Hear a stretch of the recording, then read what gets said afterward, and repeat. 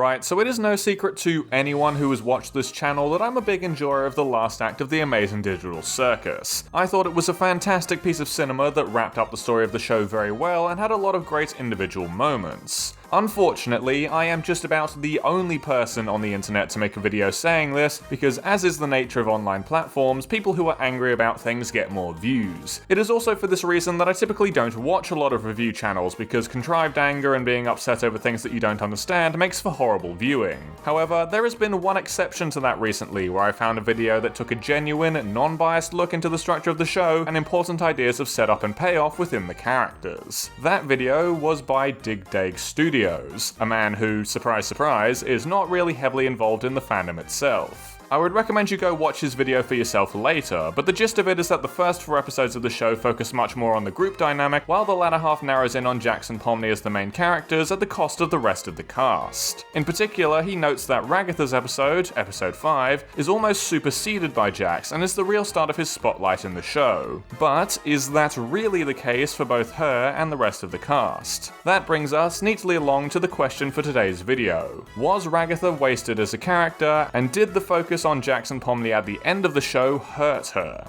Let's get into it. The best place to start for a character analysis like this is obviously going to be the first place we see Ragatha. No, not the pilot, but her character introduction teaser short, in which she gets a meat cleaver to the head from our least favourite rabbit. I bring this up because it establishes one very important aspect of Ragatha's character and how she's used in the show. See, both in this first teaser and in the pilot, Jax and Ragatha are used as foils for each other. When discussing characters in media, a pair of characters who are foils must contrast each other in some way. In the case of Jax and Ragatha, that is with their personalities and ways of masking a shared form of familial trauma. In a well-designed story, foiled characters will play off each other very frequently, and their interactions will allow greater exploration into the nuance of both characters. The pilot does this primarily through the meeting and hallway scenes, where the 2 characters interact around Pomni, who at this point is just a stand-in for the audience as we are taught the rules of this world. I've seen very little criticism of Ragatha's character in the pilot, and that's because there aren't very many things wrong with her that don't also affect the rest of the cast at this point. The main problem a lot of people have with her now, looking back, is the idea that the pilot sets the show up to be an ensemble production, where all 6 humans will share time equally, perhaps only having Pomni getting excess as our main character. This narrative was built upon by the structure of episode 2, which in my opinion is the weakest episode in the series. Pomni, and thus the audience, are separated from the rest of the crew for more than half the episode, while she has this conversation with Gummy Goo. In the handful of scenes that do feature the other circus members though, Ragatha is actually more prominent than everyone else, with her heading up the debate around the fudge monster with Jax, and then having this one-on-one with Kinger, setting him up for his future episode, which we will get to next. Before we talk about that, however, I do need to set some context for the environments this series is taking place in. Namely, the fact that these episodes take a long time to make, and Gooseworx was relatively active on social media during the time between episodes at this point. I bring this up because long periods of time between episodes allow for the formation of lots of fan theories and expectations surrounding the show that more typical productions wouldn't have. Leaked information from the creator that is intentionally as vague as possible doesn't help matters in this regard, and will often lead to false expectations surrounding a project, particularly when a single piece of evidence is circulated again and again.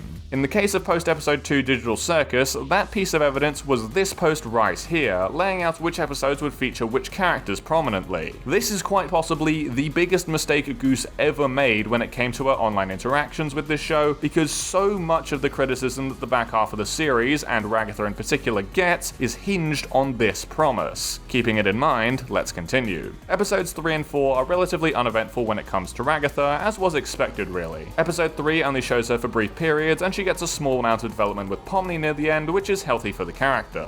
Episode 4 has her showing up a little more often, and we get some vague hints into her backstory once she's on the stupid sauce, but again, nothing major. It is also worth pointing out here that Jax doesn't get a lot of screen time in these 2 episodes either. In fact, he is bound and gagged, get your minds out of the gutter you filthy animals, and is physically unable to do anything for a good part of episode 3, and is again taken away from everyone else for a chunk of episode 4. The reason I bring this up is because of episode 5, the episode that according to the the old reliable post is supposed to be Ragatha-centered. It is at this point here that Dig Dig notes the shift in the way the story is going from being ensemble-focused with Pomni as the lead to just Pomni and Jax-centered, because unlike everyone's prior expectations, this episode is not about Ragatha. Well, perhaps that statement's too harsh, but we can say for certain that it's not only about Ragatha. Throughout this episode, we go through 8 events based on where the characters physically are. I'm not counting the intermission since that doesn't actually contribute anything to any of the characters. First, we have the opening, which is Kane and Zubul focused and a continuation of their conversation in episode 3. Then we get Poacher's Paradise, which shifts to Jax and Zubul focus. Immediately, we see Jax as the head of one of the suggestions instead of Ragatha in her episode. But this is only a short segment, so we can let it slide for now. Next is Pomni, Jax, and Kinga as the main characters in the Oval Office. Again, we see some continuation of a dynamic scene in episode 3, with Jax mostly being there to carry on the plot. And once again, Ragatha only gets a single moment here.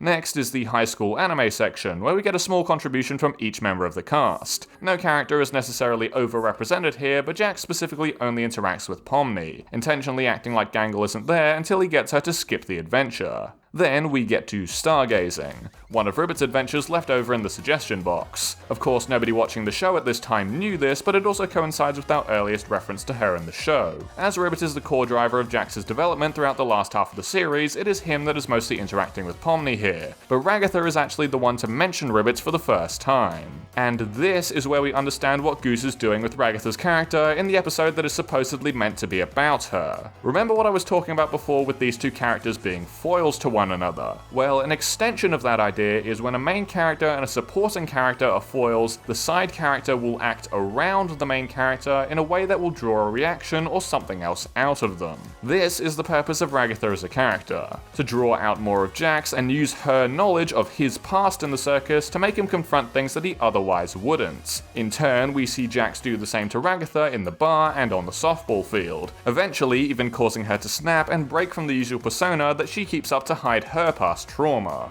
Now, this is not a bad use for Ragatha as a character, and even makes a good argument for why her and Jax have such similar backstories. In essence, what we get here is two characters that we first think are complete polar opposites and have nothing in common. But as we get further into the show and learn more about them, we realize that they actually aren't so different, and are instead the result of people having different reactions to a similar difficult experience. The problem arises when we look at the weighting of these characters, and once again, that is due to this post. Since Ragatha and Jax both had similar measures of screen time up to this point in the series, and neither had a great deal of it in episodes 3 and 4, it was only natural to assume that they would hold the spotlight here. We also do see through the small pieces we get in those two episodes that Pomni is starting to get closer to both of them, so a conflict over our favourite gesture is not completely unwarranted. Choosing Jax to win that battle and then later throw it away and allow Ragatha to become a better friend to Pomni is again fine,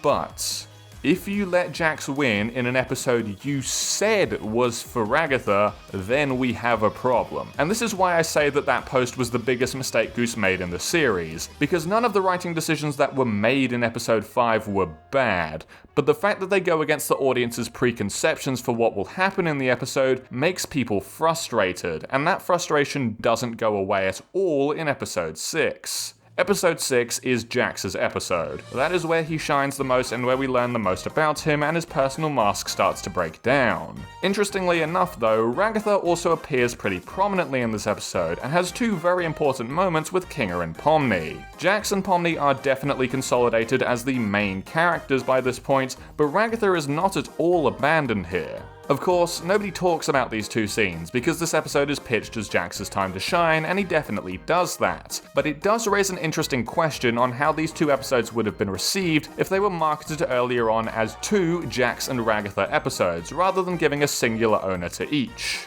But as much as I have held the candle for Ragatha at this point, once we get to the last third of the show, all of these ideas I've been mentioning unfortunately break down, with the Funny Bunny duo becoming the central focus to a much greater degree, along with some solid Kane and Kinga moments. But this is not exclusive to Ragatha, as Zubul and Gangle receive similar treatments. We don't see the Ragpom conversation or Zubul finding peace with themselves. The three are never seen without Pomni or Jax in episode 8. Episode 9 is of course spent largely inside of Jax's memories, and outside of it the three are once again seen only in the presence of our two main characters. And that brings me to the only part of the finale I didn't like. This scene here. In a vacuum, it's an incredibly well-written, emotional, and well-voiced scene that I would gladly hang up on the wall.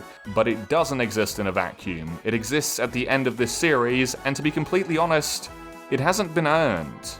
If there was even slightly more focus on the interactions between these two characters, if we got some of this conversation at the start of episode 7, or if the pair had some interaction by themselves in Kane's office, then it would have been more justified. But as it stands now, this scene just doesn't work because it's telling us something that there isn't enough evidence to back up in the show. So where does this leave us with Ragatha? Is this a case like we've seen in Murder Drones where she's a mistreated and underutilized character? Personally, I don't think so. If we take Ragatha as she's presented just in the show, a side character in line with most of the other humans, then there's nothing wrong with the way she's written. She has her own moments of development and acts as a good foil to one of the main characters and a decent early season mentor to the other one. Unfortunately, the main problem with Ragatha is that they've actually tried to do too much with her. Goose made people think she would be something she isn't through very little fault of her own, and some constrictions to a script that desperately wanted to be longer around the back half of the season left this one moment feeling out of place. So at the end of the day, I have to agree with Dig Day's conclusion here. The main issue is not with any individual part of Ragatha as a character, but rather the first few episodes of the series promising to do something with her that doesn't end up happening. But that's all I've got for today. Thank you all for watching, and have a good one.